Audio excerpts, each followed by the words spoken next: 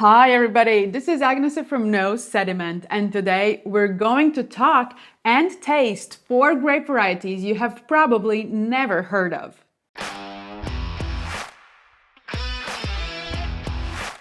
Social media and YouTube are funny things. Views, comments, and likes give you a sense of accomplishment, a feeling that you have done or created something good, maybe even great, and there are people who support you in that. The moment you become tiny bit successful, you start analyzing your content and see what brings in most views and clicks. And when it comes to Sediment, it is usually the loud names, the expensive wines, and the controversial takes on various topics that perform the best. I actually enjoyed my last video, the controversial takes, because I love good discussion. And believe me, these topics are never completely black or white. But I'm not here to convince anyone. While I do love talking about cult wines and tasting them, I do not want my YouTube channel to focus only on these wines. If you want my personal take, check out videos like my discoveries or what I'm going to buy this year, which I will link in the description below.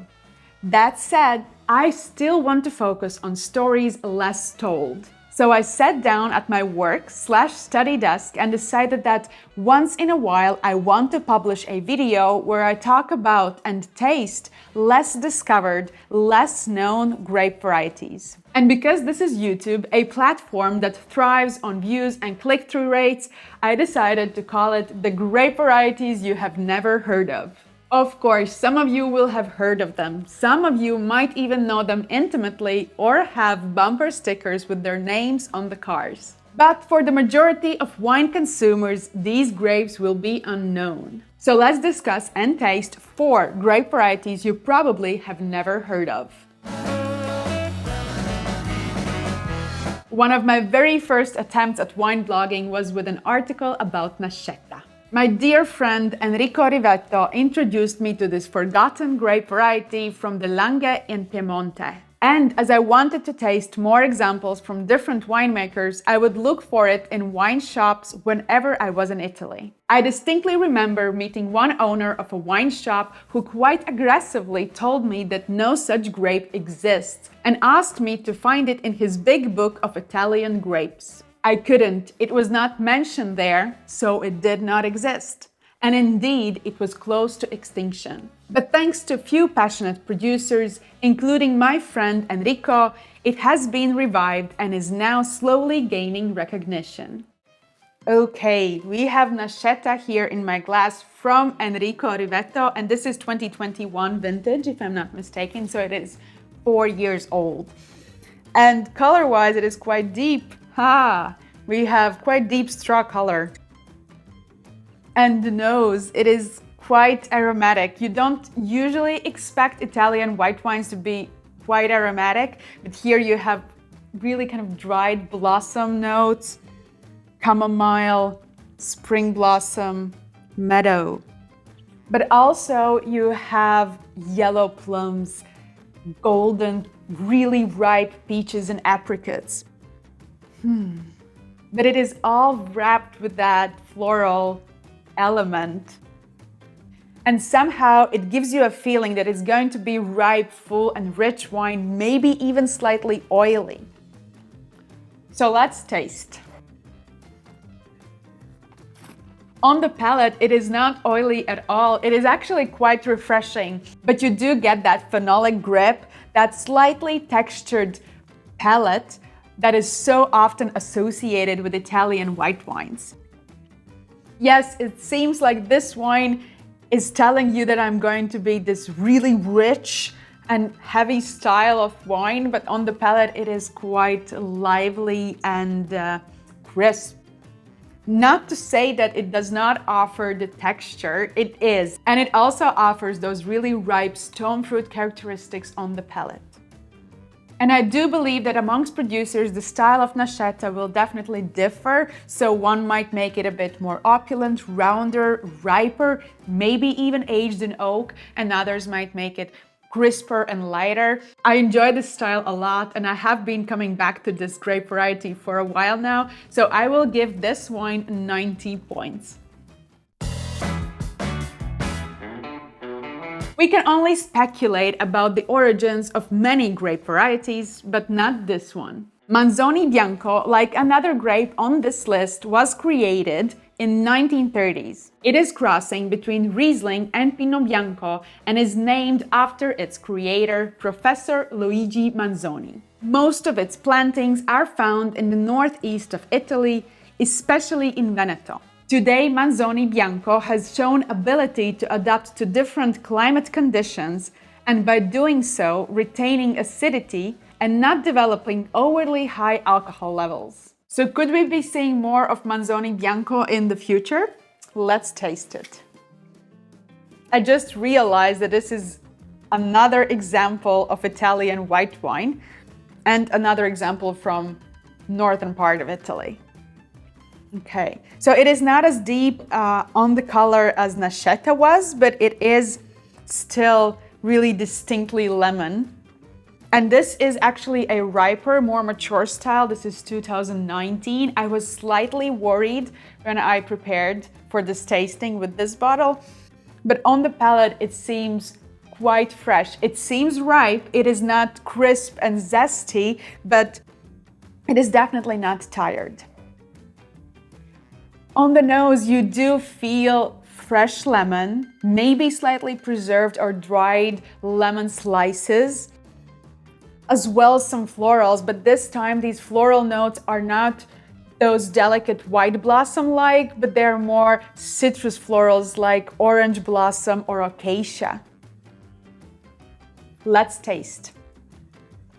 So for those of you who enjoy these really crisp, lively, nervy acidity-driven white wines, this might not be it. It is actually a bit rounder with its acidity, but the acidity here, it is bright and juicy. It is well integrated within the fruit. It is part of the fruit itself. And we have this also really ripe red apple on the palate and more citrus fruit, but these really ripe oranges and maybe even blood orange on the palate. Yes, this is actually quite interesting wine and really unique in style. I just kept thinking about what this would remind me of, and I could not think of anything. It is really unique on its own, and I will give this wine 89 points. I think it is unique bottle, and I will be happy to enjoy it later tonight. Here is another intentionally created grape variety, this time in Austria in 1922. It is a crossing of Saint Laurent and Blaufränkisch, two other important and highly regarded red grape varieties of Austria. Zweigelt does one thing well. It produces high yields, which is probably one of the main reasons it was originally selected. But nowadays, winemakers have realized that it is capable of high-quality wines as long as the yields are kept under the control. It is now one of the most planted grape varieties in Austria, though it still lives in the shadow of its parent, Blaufränkisch. Generally, Zweigelt offers bright blue fruit-driven red wines with earlier appeal than Blaufränkisch. But increasingly more producers are experimenting with oak aging and making more serious examples. Okay, so let's taste Zweigelt. Really intense on the nose. These really bright blue and black berries are prominent on the nose. More blue and red ripe berries than black, I guess. There's also some spiciness, some garrigue notes, but they're really playing somewhere there in the back, you know, just a shadow of spices, but it adds extra complexity.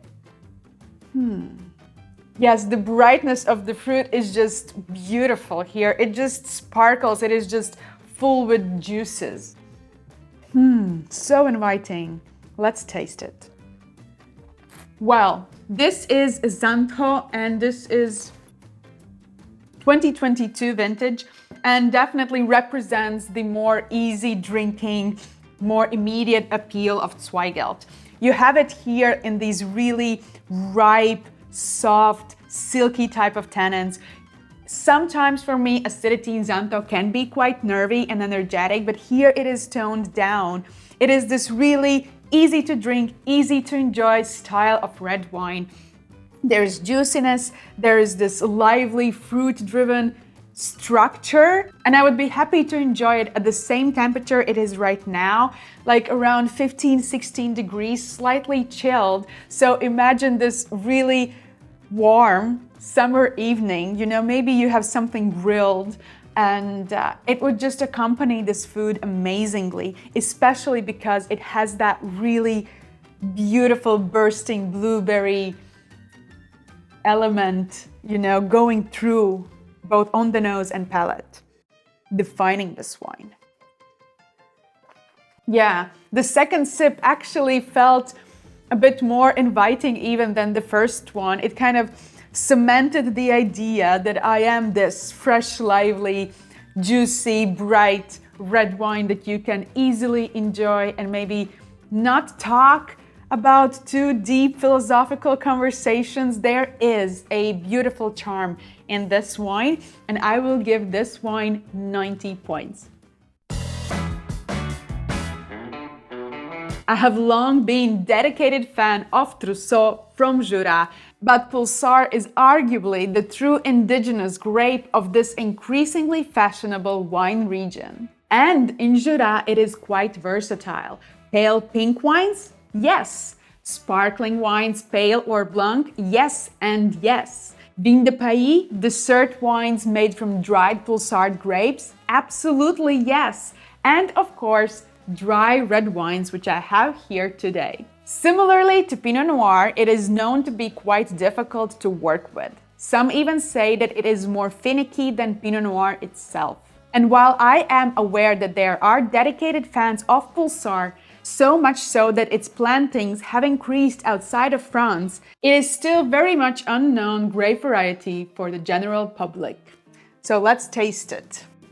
So the thing that I failed to mention about Jura is that it is actually an area which is thriving with this low intervention, maybe more natural wine scene. And you can see this here as well in this very wine. I hope you can see it. So first of all, it is pale colored red wine, which makes sense. It is Poulsard. But second of all, it is cloudy as hell. So this wine has not gone through filtration or fining. We can see that right away. So be aware. Okay, so on the nose, this wine actually is really bright. We have here these forest strawberries, forest raspberries. It is really kind of bright and lively, but you also have forest floor and black earth, and maybe some hints of like dried autumn leaves or even barnyard slightly. Okay, where did the berries go? They evaporated. The moment I had them, I thought this is so beautiful, but now they developed into something else. Let's taste it. Okay, so this is really interesting on the palate. We have bright, lively, juicy acidity, and the tannin, I would want to say that it is non-existent here. It is not the tannin that we are talking about texture. And the texture here, it is like part of the wine. It is like carpet.